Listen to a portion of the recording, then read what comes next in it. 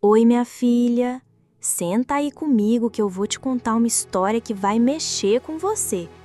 Meu nome é Maria das Dores Silva, tenho 68 anos. E se você tá me ouvindo agora, é porque talvez você esteja passando por algo parecido com o que eu passei. Ou talvez você só quer entender como uma mulher simples do interior de Minas conseguiu virar o jogo contra um homem que quase destruiu nossa família inteira. Eu nasci aqui em Três Corações, numa família humilde.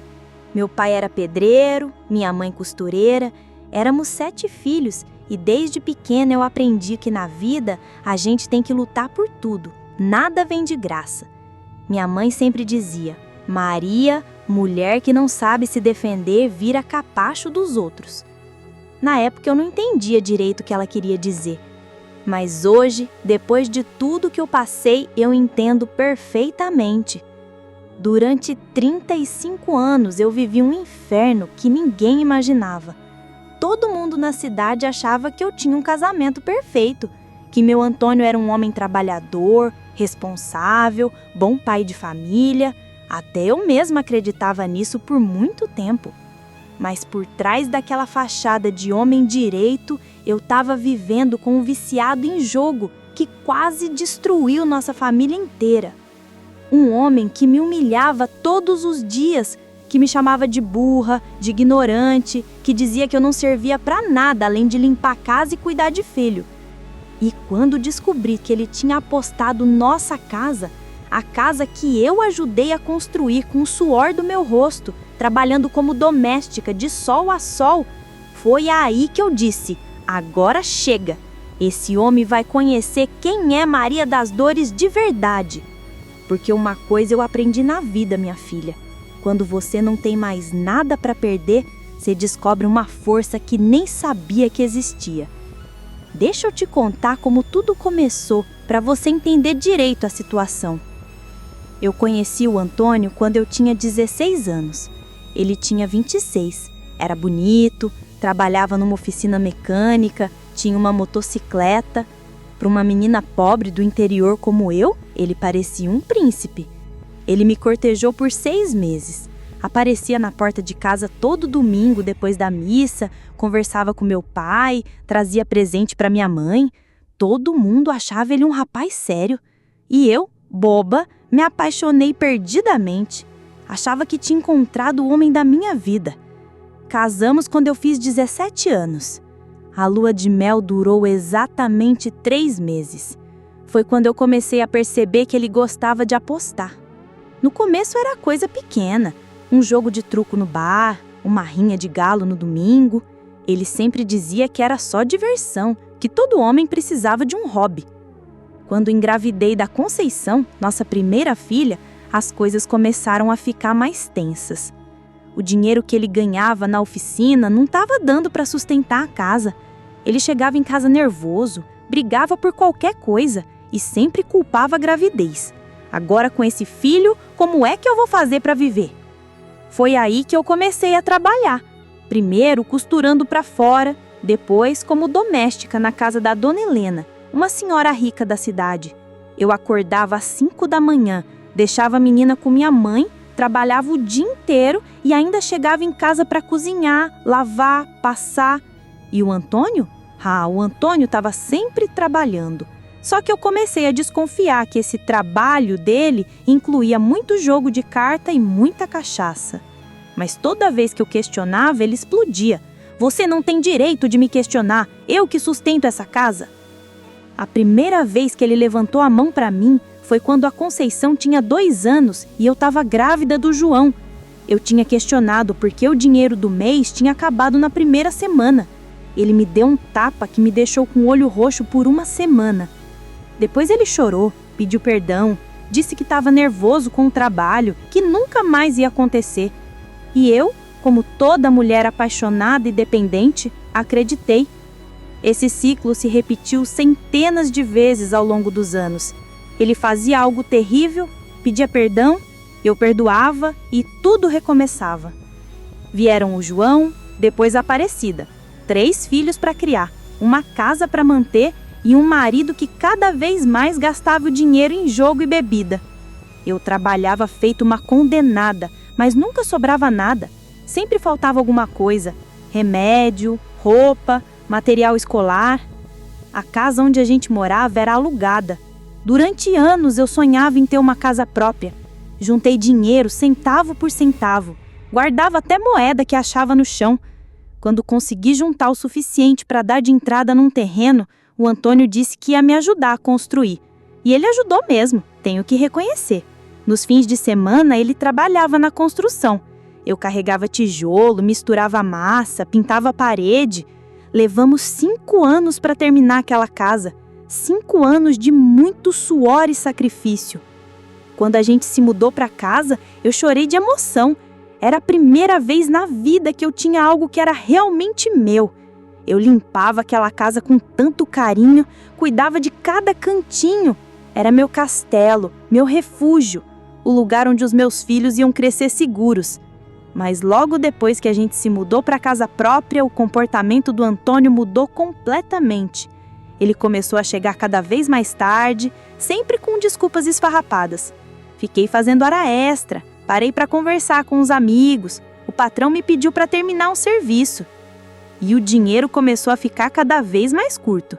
Eu trabalhava na casa da Dona Helena, ganhando um salário mínimo, e mesmo assim parecia que eu sustentava a casa, sozinha. Quando eu perguntava para o Antônio onde estava o dinheiro dele, ele ficava agressivo. Você não tem que saber de tudo, eu sei administrar meu dinheiro. Começaram a aparecer as primeiras contas em atraso. Primeiro foi a luz. Chegou o aviso de corte e quando eu mostrei para ele, ele disse que era erro da companhia. Deixa comigo que eu resolvo. Mas a luz foi cortada mesmo assim. Depois foi o telefone, a água. Sempre a mesma história. Era erro da empresa, ele ia resolver, eu não precisava me preocupar. Mas as contas continuavam chegando cada vez mais altas, com juros de multas. Um dia, eu estava na casa da Dona Helena quando chegou o seu Joaquim, que tinha uma padaria perto da oficina onde o Antônio trabalhava. Ele comentou: Dona Maria, faz tempo que não vejo seu marido por aqui. Ele mudou de emprego? Meu coração gelou. Eu perguntei o que ele queria dizer e ele explicou: ele sempre almoçava aqui na padaria, mas faz uns 2 meses que não aparece. Pensei que tivesse mudado de trabalho. Quando cheguei em casa, confrontei o Antônio. Ele disse que tinha mudado o horário de almoço, que agora comia em outro lugar. Mas eu não acreditei. No dia seguinte, inventei uma desculpa e passei na oficina onde ele trabalhava. Conversei com o seu Mário, o dono, e descobri a verdade. O Antônio estava faltando ao trabalho constantemente. Chegava atrasado, saía mais cedo e quando estava lá, trabalhava mal. Quando cheguei em casa, estava decidida a ter uma conversa séria. Mas o Antônio chegou bêbado e agressivo. Quando tentei falar sobre o trabalho, ele explodiu. Você foi me espionar? Quem você pensa que é? E me deu uma surra que me deixou de cama por 3 dias. Depois disso, eu aprendi a ficar quieta. Pelo menos por um tempo, mas eu continuei observando, prestando atenção em tudo, porque uma coisa minha mãe me ensinou: Maria, mulher esperta, escuta mais do que fala. E foi escutando que eu descobri muita coisa: conversas de vizinhos, comentários na rua, fofocas no mercado. Aos poucos eu fui montando um quebra-cabeças que me deixou horrorizada. Descobri que o Antônio frequentava uma casa de jogos clandestina no centro da cidade, um lugar onde homens iam para apostar dinheiro em cartas, dados, qualquer coisa que desse para apostar. E ele não ia só nos fins de semana, ia quase todo dia depois do trabalho. Descobri também que ele devia dinheiro para meio mundo, para o dono do bar, para o farmacêutico, para o açougueiro. Todo mundo na cidade sabia que o Antônio Silva era um caloteiro. Menos eu, a própria esposa. Um dia eu estava no mercado fazendo compras quando a dona do estabelecimento me chamou no canto. Dona Maria, eu não queria te incomodar, mas seu marido deve aqui há 3 meses. Se vocês não acertarem, eu vou ter que cortar o crédito. Foi uma das maiores humilhações da minha vida. Saí de lá e fui em todos os lugares onde ele devia. Padaria, farmácia, açougue, bar. No total eram quase R$2.000. Uma fortuna na época. Peguei todo o dinheiro que eu tinha guardado, era para comprar um fogão novo e paguei todas as dívidas dele. Quando cheguei em casa, eu estava furiosa. Mostrei todos os recibos para ele e disse: Antônio, isso tem que parar. Você está destruindo nossa família. Sabe o que ele respondeu? Você é uma mulher muito dramática, Maria. Eram só umas continhas pequenas. Depois desse episódio, as coisas só pioraram. O Antônio não mudou nada, pelo contrário. Parece que descobri que eu tinha dinheiro guardado só piorou o vício dele. Ele começou a me pressionar para emprestar dinheiro para ele. Maria, eu preciso de R$ 500 emprestado, é para um negócio muito bom. Vou dobrar o dinheiro. Maria, me empresta R$ 1.000 que eu pago na semana que vem. Sempre a mesma conversa, sempre a mesma mentira. No começo eu resistia, dizia que não tinha dinheiro. Mas ele ficava agressivo, ameaçava, fazia escândalo na frente dos filhos, e eu, para manter a paz em casa, acabava cedendo. Em 6 meses, ele tinha acabado com todas as minhas economias.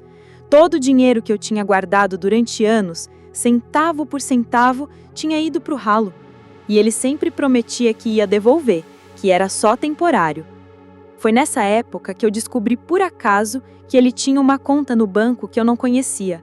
Eu estava organizando uns papéis quando encontrei um extrato bancário no bolso de uma camisa dele. Uma conta com movimentação de milhares de reais. No dia seguinte, fui ao banco e conversei com o gerente, que era conhecido da família. Expliquei a situação e ele, com pena de mim, me mostrou o extrato completo.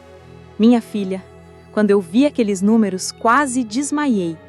O Antônio estava desviando dinheiro da oficina há anos, pequenas quantias que ele pegava do caixa e depositava nessa conta secreta. E todo esse dinheiro estava sendo gasto em jogo.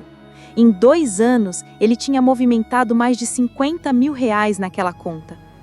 Quando cheguei em casa com essa informação, eu estava fora de mim. Mostrei o extrato para ele e gritei: Antônio, você está roubando! Você é um ladrão! Ele ficou branco, depois vermelho e explodiu numa fúria que eu nunca tinha visto. Ele me bateu como nunca tinha batido antes. Me deu socos, pontapés, me jogou no chão. Os meninos tentaram me defender, mas ele ameaçou bater neles também. Foi a noite mais terrível da minha vida. Depois da surra, ele me ameaçou: se você contar isso para alguém, eu te mato. E mato os meninos também. Você não tem para onde correr, Maria. Quem vai acreditar em mim, numa doméstica ignorante, contra um homem trabalhador como eu? E ele estava certo. Quem ia acreditar em mim? Na cidade, ele tinha fama de homem trabalhador. Eu era só uma doméstica sem estudo. Se eu denunciasse, quem ia me dar crédito? Durante meses eu fiquei quieta. Trabalhava, cuidava da casa, dos filhos e fingia que estava tudo normal. Mas por dentro, eu estava morrendo. Morrendo de raiva, de humilhação, de desespero. Foi nessa época que eu descobri, por acaso, que ele tinha uma conta no banco que eu não conhecia. Eu estava organizando uns papéis quando encontrei um extrato bancário no bolso de uma camisa dele. Uma conta com movimentação de milhares de reais. No dia seguinte, fui ao banco e conversei com o gerente, que era conhecido da família. Expliquei a situação e ele, com pena de mim, me mostrou o extrato completo. Minha filha, quando eu vi aqueles números, quase desmaiei. O Antônio estava desviando dinheiro da oficina há anos. Pequenas quantias que ele pegava do caixa e depositava nessa conta secreta. E todo esse dinheiro estava sendo gasto em jogo. Em 2 anos, ele tinha movimentado mais de R$ 50 mil naquela conta. Quando cheguei em casa com essa informação, eu estava fora de mim. Mostrei o extrato para ele e gritei: Antônio, você está roubando! Você é um ladrão! Ele ficou branco, depois vermelho e explodiu numa fúria que eu nunca tinha visto. Ele me bateu como nunca tinha batido antes. Me deu socos, pontapés, me jogou no chão. Os meninos tentaram me defender, mas ele ameaçou bater neles também. Foi a noite mais terrível da minha vida. Depois da surra, ele me ameaçou: se você contar isso para alguém, eu te mato. E mato os meninos também. Você não tem para onde correr, Maria. Quem vai acreditar em mim, numa doméstica ignorante, contra um homem trabalhador como eu? E ele estava certo. Quem ia acreditar em mim?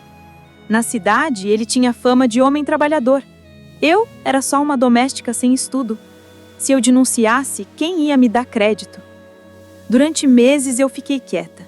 Trabalhava, cuidava da casa, dos filhos e fingia que estava tudo normal. Mas por dentro, eu estava morrendo.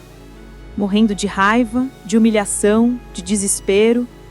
Foi nessa época que eu descobri, por acaso, que ele tinha uma conta no banco que eu não conhecia. Eu estava organizando uns papéis quando encontrei um extrato bancário no bolso de uma camisa dele. Uma conta com movimentação de milhares de reais. Um dia, eu não aguentei mais e fui falar com a Marlene. Encontrei ela na saída do trabalho e disse: Marlene, eu sei de tudo, quero conversar com você.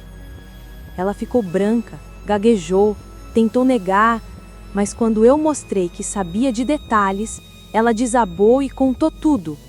Como o caso tinha começado, onde eles se encontravam e o pior de tudo, ele estava gastando dinheiro com ela, dinheiro que ele roubava de mim, da família, do patrão. Foi nessa conversa com a Marlene que eu comecei a ter uma ideia. Ela estava arrependida, com medo de escândalo, disposta a fazer qualquer coisa para se livrar da situação. E eu pensei, talvez eu possa usar isso a meu favor.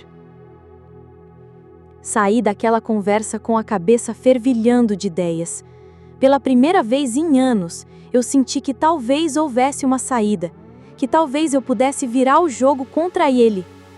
Mas o pior ainda estava por vir, minha filha. O dia que realmente mudou minha vida foi numa terça-feira de março. Eu lembro como se fosse ontem. Tava chovendo, eu tinha voltado mais cedo do trabalho porque a dona Helena tinha viajado.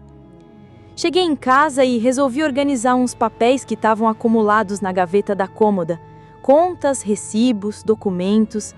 Eu sempre fui muito organizada com essas coisas, mesmo o Antônio dizendo que eu não entendia nada de papel.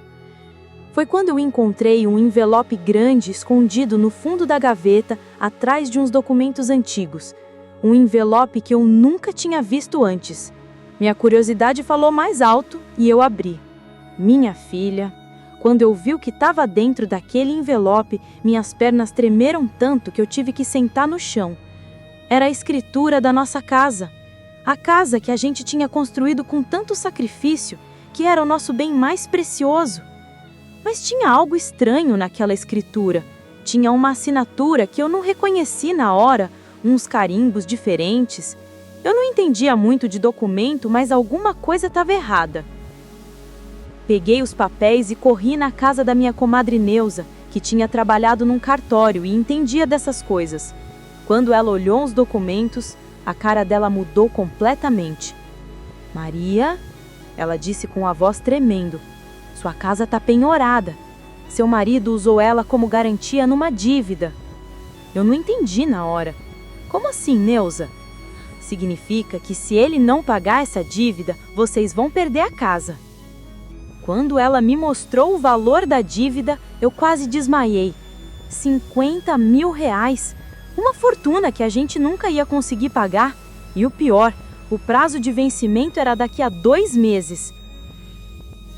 O nome do credor estava no documento. Carlos Roberto Silva, conhecido como Carlinhos. Eu não conhecia, mas a Neuza conhecia. Maria, esse homem é dono de uma casa de jogos clandestina. É perigoso. Se seu marido deve para ele, vocês estão em apuros sérios. Voltei para casa em estado de choque.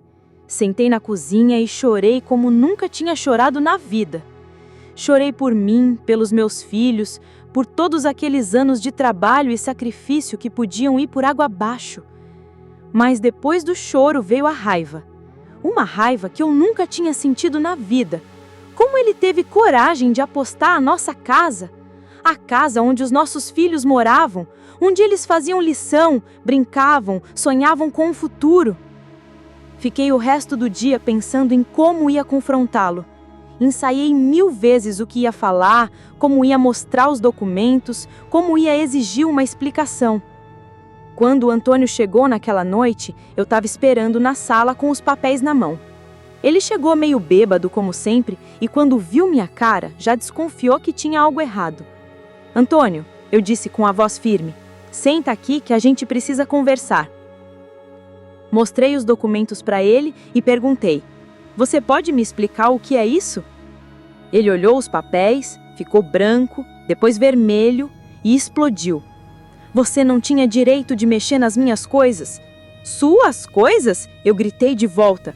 "Essa casa é minha também. Eu ajudei a construir tijolo por tijolo." Sabe o que ele disse para se justificar? "Maria, foi só um empréstimo temporário. Eu tinha certeza que ia conseguir pagar antes do vencimento. Era um negócio certo, eu ia dobrar o dinheiro." E então veio a frase que eu nunca vou esquecer. "Além do mais, isso não é problema seu. Você é só uma doméstica ignorante, não entende nada de negócio. Quem manda nessa casa sou eu." Naquela hora, algo se quebrou dentro de mim. Não foi só o coração, foi algo mais profundo. Foi a última gota de respeito que eu ainda tinha por ele. A última esperança de que ele pudesse mudar.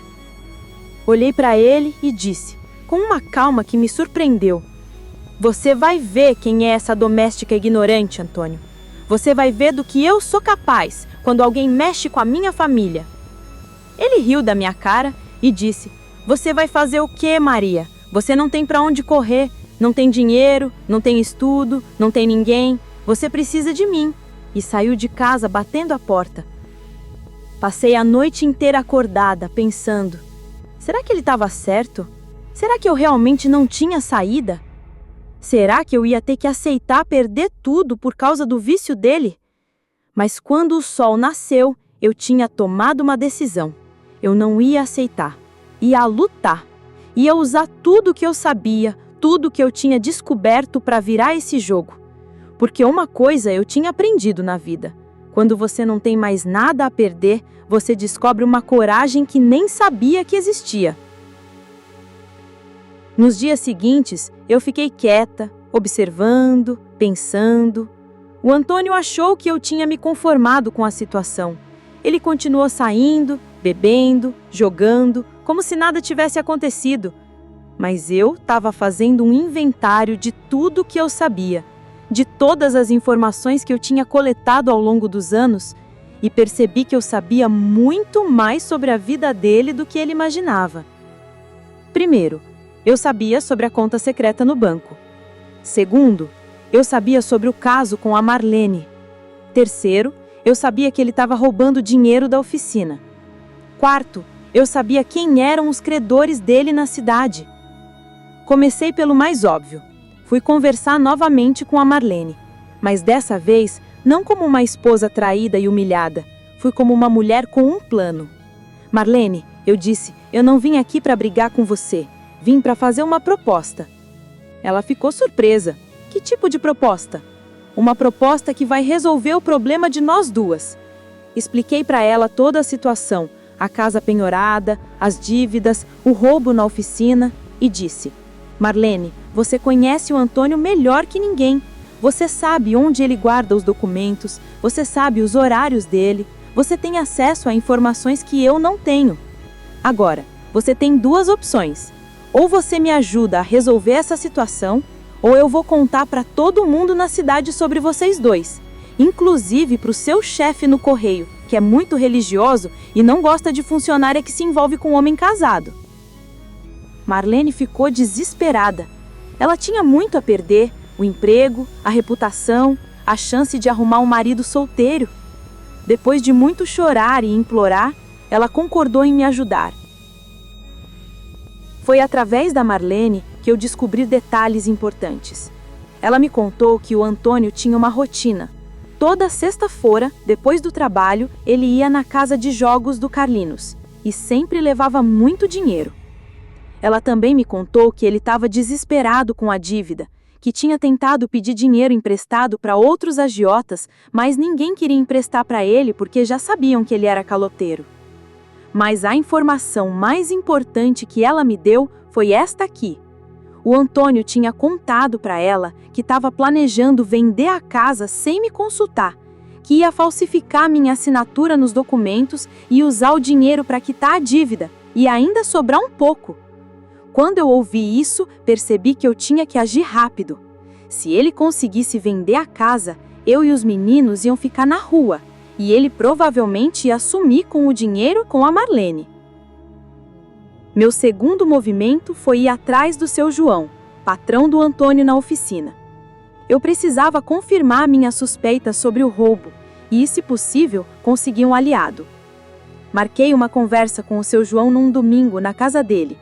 Expliquei toda a situação, o vício em jogo, as dívidas, a casa penhorada, e então fiz a pergunta que eu estava morrendo de medo de fazer.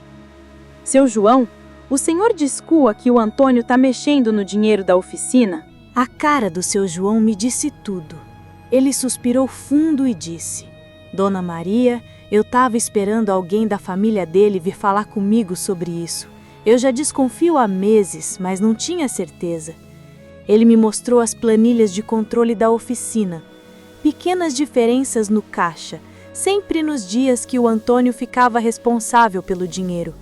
Nunca quantias grandes, mas que ao longo dos meses somavam milhares de reais. Seu João, eu disse, eu tenho uma proposta para o senhor. Em vez de demitir o Antônio, processar ele, que tal a gente fazer um acordo que beneficie todo mundo? Expliquei meu plano para o seu João. Ele ficou impressionado com minha capacidade de planejamento. Dona Maria, ele disse, a senhora é muito mais inteligente do que seu marido imagina. O seu João concordou em me emprestar o dinheiro para quitar a dívida da casa. Em troca, o Antônio ia trabalhar para ele de graça por 2 anos, como forma de pagamento. E se ele tentasse sair ou faltar ao trabalho, seria processado por roubo. Meu terceiro movimento foi o mais arriscado. Ir conversar diretamente com o Carlinhos, o dono da casa de jogos. Eu precisava entender exatamente qual era a situação da dívida e se havia possibilidade de negociação. Marquei um encontro com ele numa lanchonete do centro da cidade. Quando cheguei, ele estava me esperando. Um homem de uns 40 anos, bem vestido, mas com um olhar que me deu arrepios. Dona Maria, ele disse, imagino que a senhora esteja aqui por causa da dívida do seu marido. Exatamente, eu respondi, tentando manter a voz firme. Quero entender qual é a situação real. Ele me explicou que a dívida original era de 30 mil reais, mas com juros e multas já tinha chegado a 50 mil, e que o prazo final era irrevogável. Se não fosse pago em 30 dias, ele ia executar a casa. Carlinhos, eu disse, eu tenho uma proposta. Me dá 60 dias e eu garanto que a dívida vai ser quitada integralmente. Ele riu. E por que eu deveria confiar na senhora? Porque eu tenho algo que meu marido não tem: palavra. Depois de muito conversar, ele concordou em me dar 60 dias, mas com uma condição. Se eu não pagasse no prazo, além de perder a casa, ele ia cobrar juros ainda maiores. Era um risco, mas eu não tinha escolha. Com todos os acordos feitos, eu comecei a preparar o que seria o momento final do meu plano. Eu ia reunir todas as pessoas envolvidas e fazer o Antônio enfrentar as consequências dos seus atos na frente de todo mundo. O dia que eu escolhi para executar meu plano foi uma sexta-feira. Eu sabia que o Antônio ia chegar em casa por volta das 6 da tarde, como sempre. Passei o dia inteiro organizando tudo, conferindo cada detalhe. De manhã, liguei para cada pessoa envolvida no plano: o Carlinhos, o seu João, a Marlene e até alguns vizinhos que eu sabia que respeitavam nossa família. Marquei com todos para estarem na minha casa às 5:30 da tarde. Confesso que passei o dia inteiro nervosa. Não consegui almoçar, não consegui fazer quase nada. Ficava imaginando como seria a reação dele, se meu plano ia dar certo, se eu não estava cometendo um erro terrível. Às 5:30 em ponto, começaram a chegar as pessoas. Primeiro o seu João, depois o Carlinhos, depois a Marlene. Cada um que chegava aumentava a minha ansiedade, mas também minha determinação. Antes do Antônio chegar, eu expliquei para todos exatamente o que ia acontecer. Pessoal, eu disse, vocês vão presenciar o momento em que uma doméstica ignorante vai ensinar uma lição para um homem que se acha muito esperto. Quando ouvi o barulho da motocicleta dele chegando, meu coração disparou. Eu respirei fundo, Me posicionei no meio da sala e esperei. Ouvi ele abrindo o portão, subindo os degraus, colocando a chave na fechadura. Quando ele abriu a porta e viu toda aquela gente na sala, a cara dele foi impagável. Primeiro surpresa, depois confusão, depois um começo de raiva. Que é isso, Maria? Que reunião é essa na minha casa? Antônio, eu disse, com a voz mais firme que consegui, chegou a hora de você conhecer a doméstica ignorante que você casou. Senta aí que a gente precisa conversar. Ele olhou para todo mundo, claramente desconfortável, mas sentou. Comecei mostrando os documentos da casa penhorada. Pessoal, eu disse alto para todo mundo ouvir. Meu marido apostou nossa casa numa dívida de R$50 mil. A casa onde nossos filhos moram, que nós construímos com tanto sacrifício. O Antônio tentou se defender. Maria, você está fazendo um escândalo desnecessário. Isso é assunto nosso, de família. Assunto de família? Então por que você não conversou comigo antes de apostar nossa casa? Mas isso não é tudo, continuei. Seu João, o senhor pode contar para todo mundo como meu marido tem tratado o trabalho dele? O seu João, constrangido, mas firme, contou sobre os roubos, as faltas, a irresponsabilidade. E agora, Marlene, eu disse olhando diretamente para ela, conta para todo mundo há quanto tempo você e meu marido estão se encontrando? A Marlene, chorando, confessou o caso na frente de todos. Minha filha, você tinha que ver a cara do Antônio. Ele ficou vermelho, gaguejando, tentando negar, tentando minimizar, mas eu tinha prova de tudo. Documentos, testemunhas, evidências. E tem mais, eu disse. Carlinhos, o senhor pode explicar para todo mundo qual era o plano do meu marido para resolver a dívida? O Carlinhos, com aquela voz fria dele, contou como o Antônio tinha tentado negociar a venda da casa sem o meu conhecimento. Nesse ponto, o Antônio estava desesperado. Tentou se levantar, tentou sair, mas eu disse, senta aí, Antônio, ainda não terminei. E ele sentou, porque percebeu que não tinha mais para onde correr. Mas sabe de uma coisa, pessoal? Eu disse, mudando o tom de voz. Eu já resolvi todos os problemas do meu marido. Todo mundo ficou surpreso, inclusive o próprio Antônio. A dívida da casa vai ser quitada na segunda.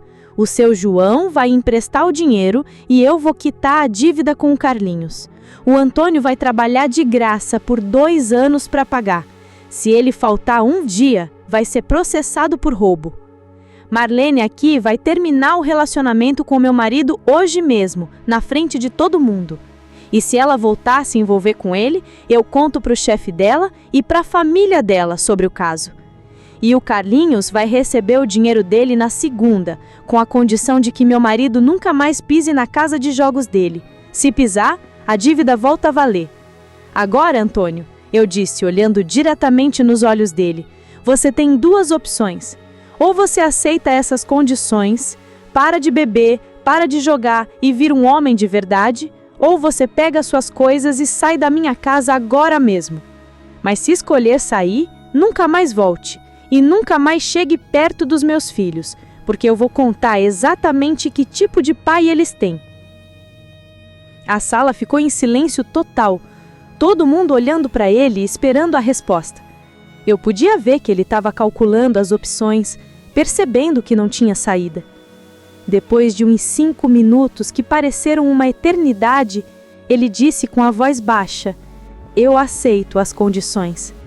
E então, pela primeira vez em 35 anos de casamento, ele me pediu perdão na frente de outras pessoas.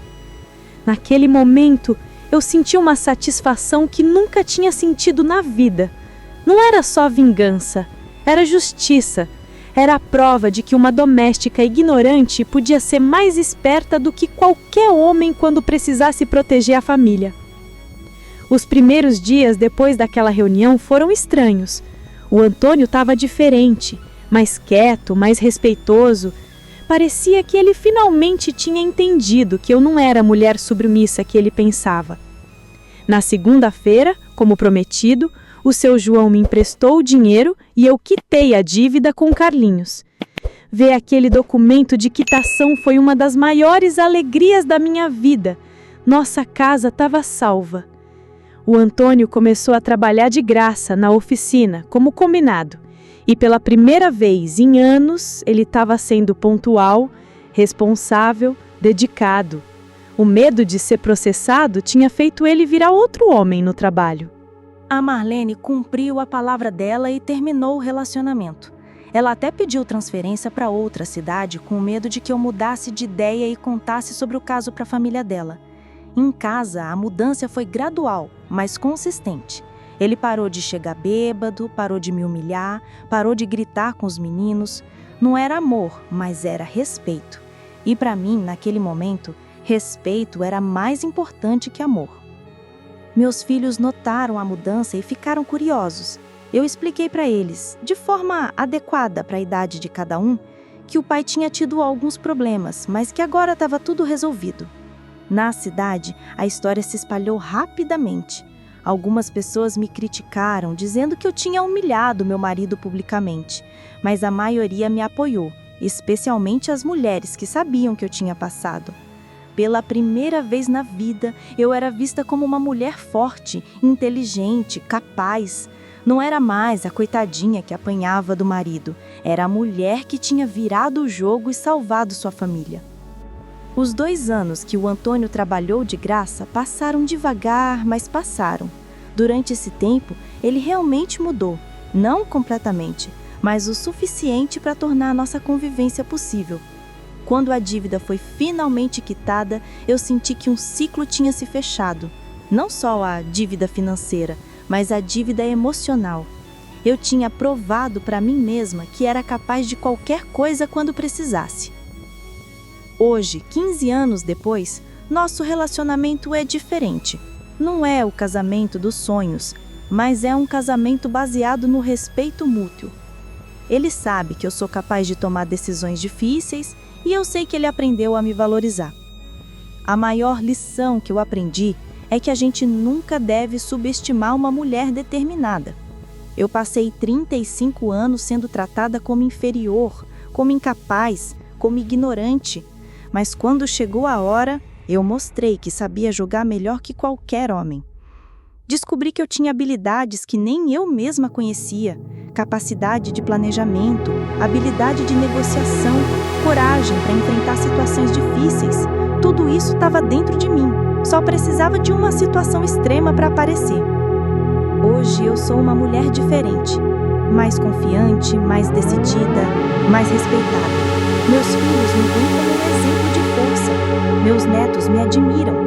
E na cidade eu sou conhecida como uma mulher que não aceita desaforo.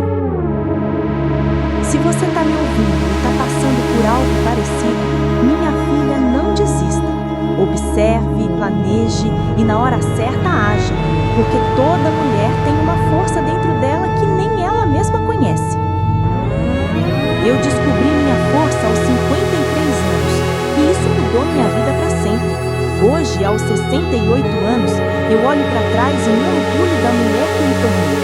Não foi fácil, mas valeu cada lágrima, cada humilhação, cada momento de desespero.